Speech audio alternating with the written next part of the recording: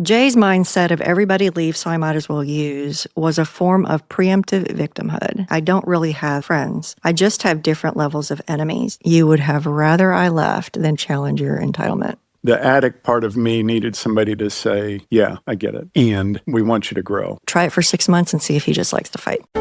Welcome to The Couple Cure. Here's Jay and Lori Pyatt. Hi, everybody. Welcome to another episode. I'm Jay. I'm Lori, and today's is a special one.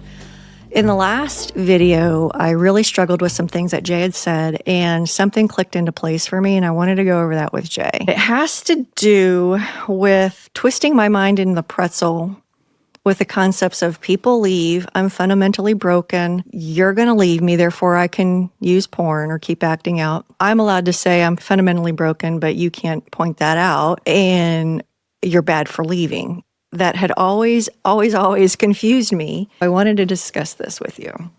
I think I finally understand your people always leave because I'm fundamentally broken, but if they mention my brokenness, they're bad. And also where you say, when I told you of my porn use, I expected you to say thank you, but I also expected you to leave because everyone leaves. But when you pointed out where I was missing the mark, you were the bad one. The episode this happened in was called She's the Enemy, and it released on Monday, December 15th, where at 53 seconds in, I asked you what beliefs about me did you have that kept you from stopping, and you answered you were going to leave no matter what I did. And then in other videos, you mentioned that you kind of had this core belief that everybody leaves. Right. Then in that episode at minute 3:05, where you talk about what your expectations were, and you say, I tell you I used porn, and you just say thank you as opposed to this hurts me. And then at 5:22, I asked, if you thought you were flawed and I pointed out some flaws, how did that make me the enemy? And you said you're not supposed to point them out. Between this, something I'd seen in the news, and something one of my clients is going through right now, I cried. I mean, it was just all this mind-bending stuff that just doesn't make sense to me. And so I prayed about it, and a bit later it occurred to me what you were saying. So correct me if I'm wrong. When I think of it in stages, it finally makes sense after 28 years. So the stages are, your plan A was for me to just say thank you for telling me. Mm-hmm. Right. So basically you expected me to conspire with you that all was okay, that the Bible, which you purported to believe in, didn't have certain things to say about it. So that was plan A. Your plan B was for me to leave. But you had never planned for plan C, which was when you said you had done wrong, that I would be able to agree with you. So let's talk about that. I don't know that I wanted you to conspire with me. I think the addict part of me needed somebody to say, yeah, I get it. I've done that. And we want you to grow. And we want you to do better. And so to some degree, there was that longing of it not being acceptable, but at least understanding. I don't think it was conspiring to stay there necessarily. Okay. I might have misread what you meant by thank you. Yeah, it wasn't necessarily about staying there, but it was about understanding the addict side of me and that kind of thing. Other than that, I generally agree with what you're saying. Okay, so maybe instead of plan A being thank you for telling me, it was like you could have sat with me in it, but one of the things you said right after, in the original video, I tell you I used porn, and you just say thank you as opposed to this hurts me. Right. So it was the this hurts me that you had a problem with. I can't say that I've given it a ton of thought, but I get that it hurts. I get that this is not the right solution. It may be that it's like, wow, I had no idea it hurt that bad. And now I feel even worse. I don't know if I can talk to you about it, because if I'm struggling or have a slip, do I want to cause her that much pain? I'm trying to figure this out as I sit here, and I don't know that I'm 100% clear. I guess what I'm picking up is you didn't understand how much this hurts women in general, and me in particular. I want to go back to something else you said. At 5:22, I asked if you thought you were flawed and I pointed them out, how did that make me the enemy? And you said you're not supposed to point them out. That right there is a narcissistic thing. That's a whole crack in the mask thing.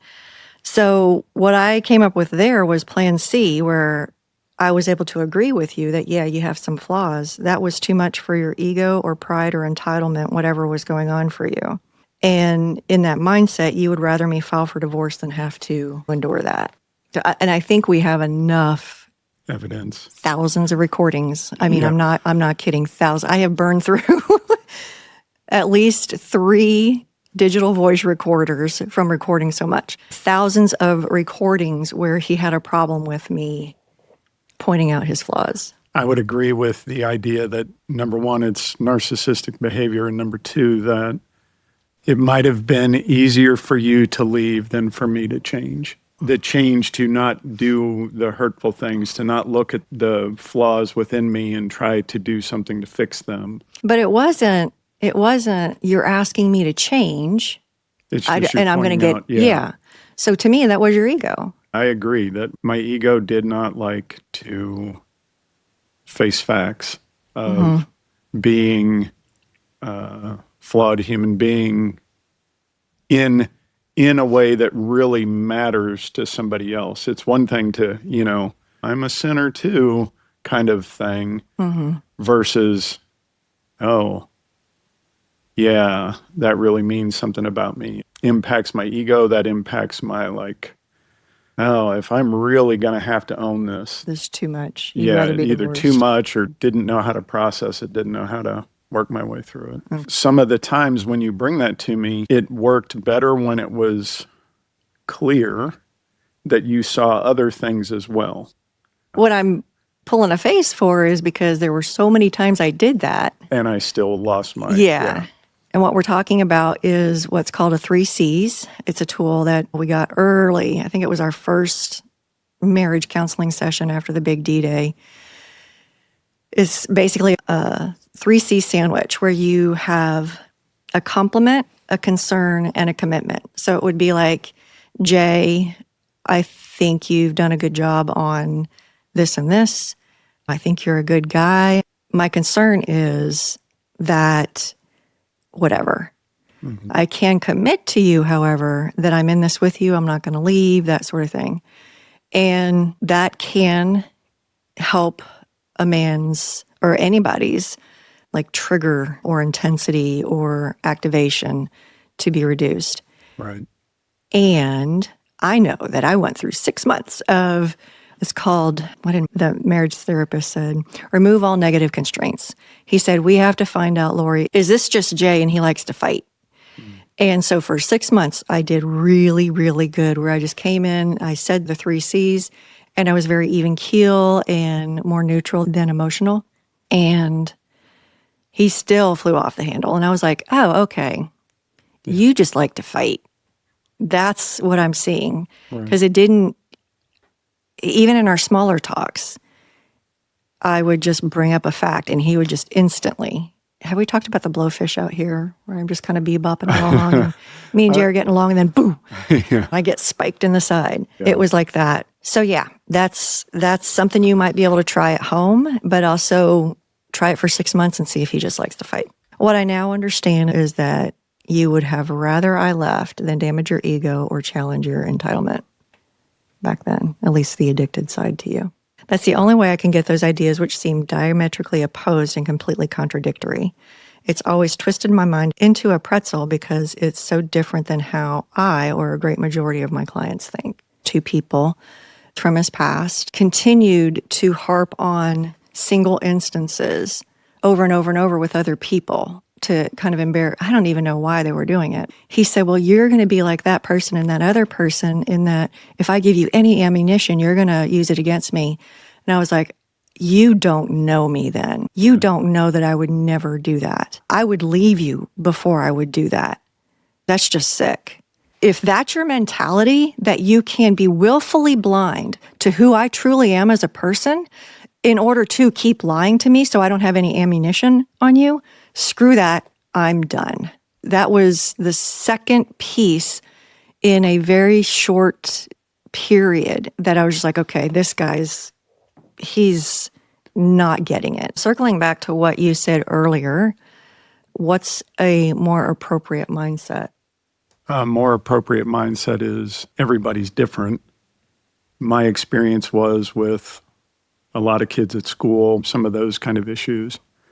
It is a matter of developing the skill to trust other people, developing the skill of what is it to become more vulnerable with a person that in relationship I didn't know how to do. It was the all or nothing kind of stuff. Mm-hmm.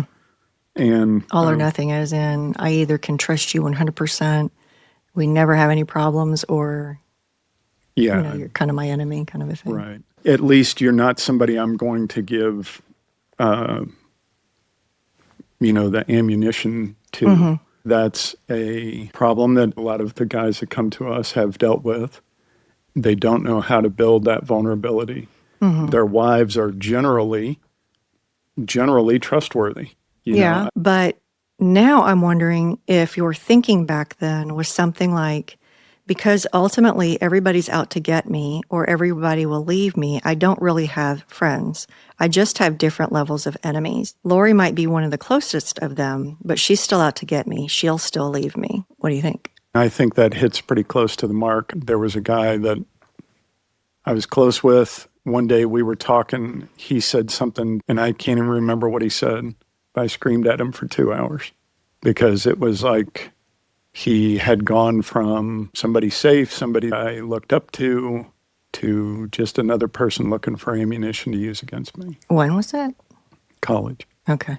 Potentially the reason why that one accountability partner I kept going to was he had never used any of that stuff as ammunition. He did shoot at the wives, though. There was a lot of other brokenness in him, and so that might have been part of it too, of just recognizing that same behavior in each other. So I would agree that there was a certain amount of desiring vulnerability, desiring to connect with people, but also putting myself at risk.